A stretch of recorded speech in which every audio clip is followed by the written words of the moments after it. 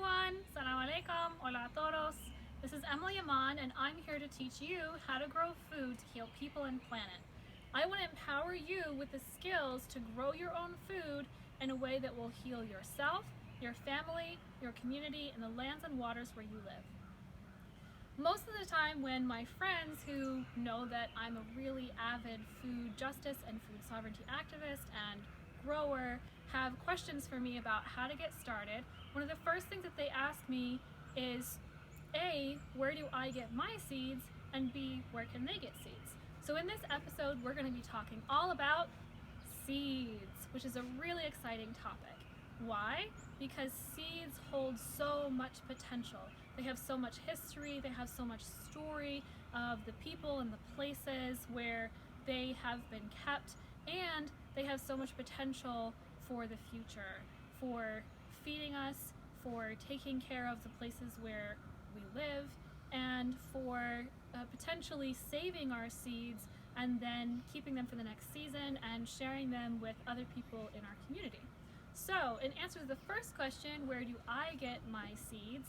Personally, I am really blessed to be part of a larger community of people throughout the United States who are very passionate about food justice and food sovereignty and growing food to heal people and communities and in a way that is agroecological and in harmony with the earth.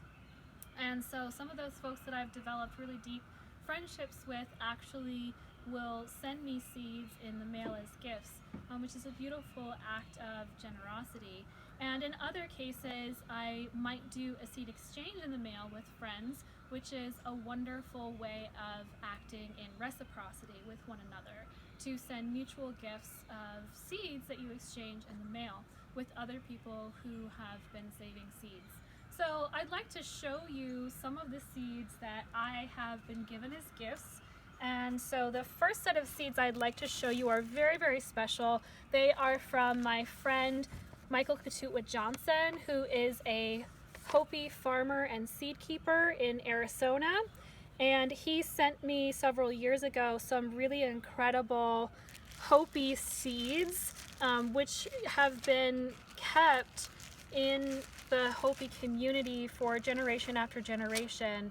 Each year they save seeds from the plants that have been grown that year, and that, you know, has the history of the Hopi people in it.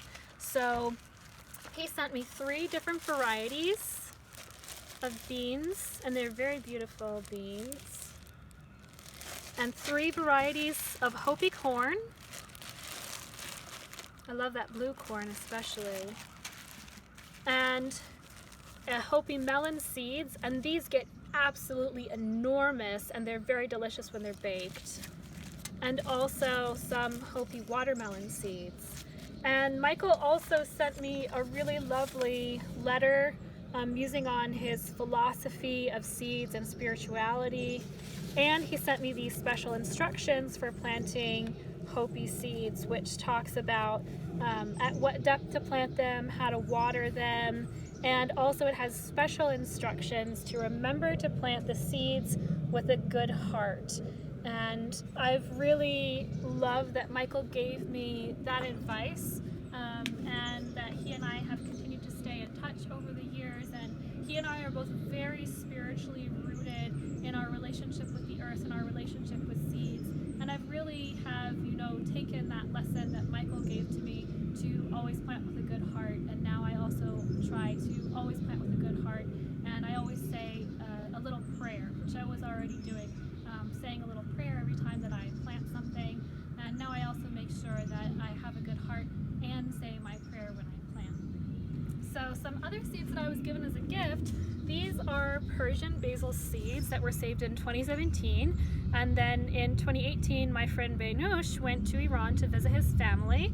And when he came back and we were at the meditation circle together that we are at frequently, he gave me these Persian basil seeds, which was a really lovely gift. He knows how much I love to grow food and herbs and medicinal herbs. And then some other seeds that I was given as a gift. These are from Southern Exposure Seed Exchange, and I I got these during a wonderful event that happens in DC every spring called Rooting DC. It's an incredible gathering of people who are passionate about growing your own food and community gardening, and there's lots of workshops there. You can meet other people who are really passionate about food and community gardening and community building.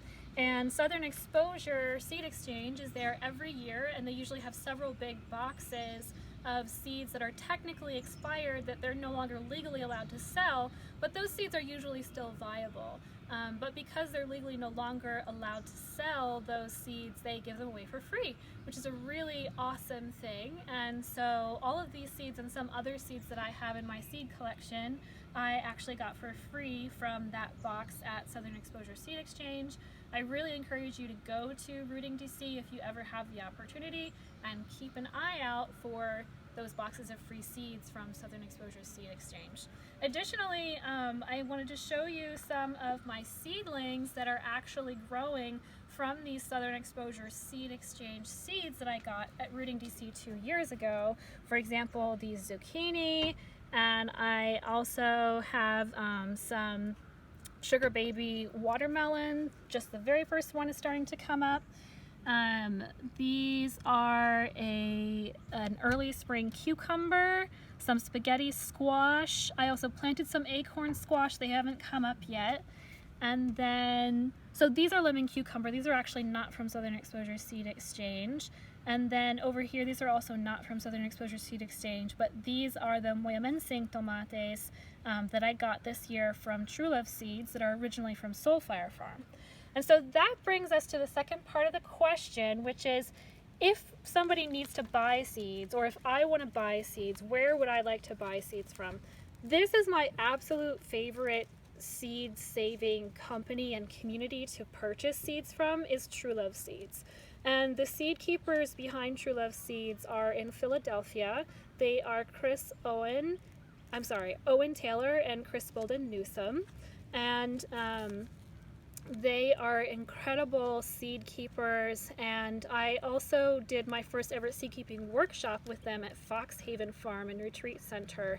And they're just really lovely people, and they have so much knowledge, and they also source their seeds from different communities all across the United States of America. So for example, this Moyamensing tomato that I ordered from them is actually originally from Soulfire Farm, which is a farm and training center in upstate New York, which is committed to uprooting racism and injustice in the food system. And that is run by Leah Penniman and her sister and her husband and her kids and some other really incredible people. They have a Black, Indigenous, people of color farming intensive training program, which is really amazing. And they do a lot of great work across the United States, and particularly in upstate New York.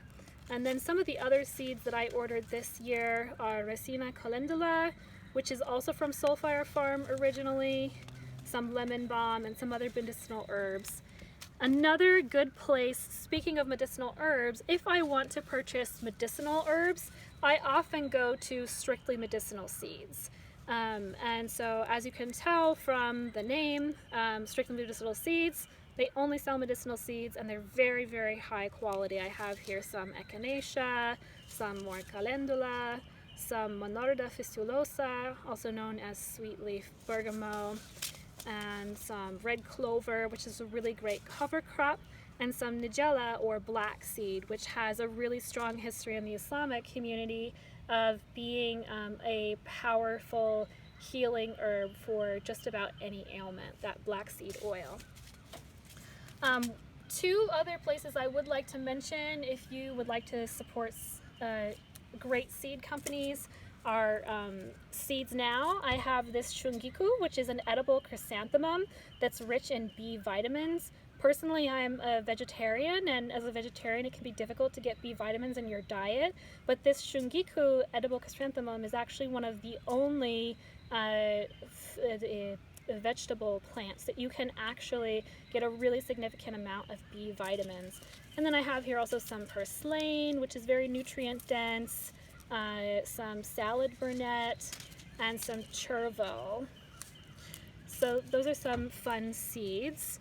And then the last place that I'd like to mention, if you would like to purchase seeds, is called Sow, S-O-W, Sow True Seed. That's also a really great company to support. So I hope that this information has been helpful for you in terms of giving you some suggestions of where you can get seeds. I really highly encourage you to get seeds through seed exchanges with other people in your community, with other people that you know, or if you're just getting started and you don't know anyone else that you can exchange seeds with. I gave you those suggestions of great places to support when you're purchasing seeds. I'll also put those links down below so that you can learn more about each particular organization that I mentioned in the video. And once you have actually gotten started and you're saving seed, again, I really, really highly encourage you to exchange seeds with your family and your friends and your neighbors and your community. It's such a beautiful way to build community and to help one another in practicing food sovereignty and to help one another in living in a way that is healing for people and planet. So thanks so much for joining for today's episode all about seeds. I hope this has been helpful, and see you in the next episode.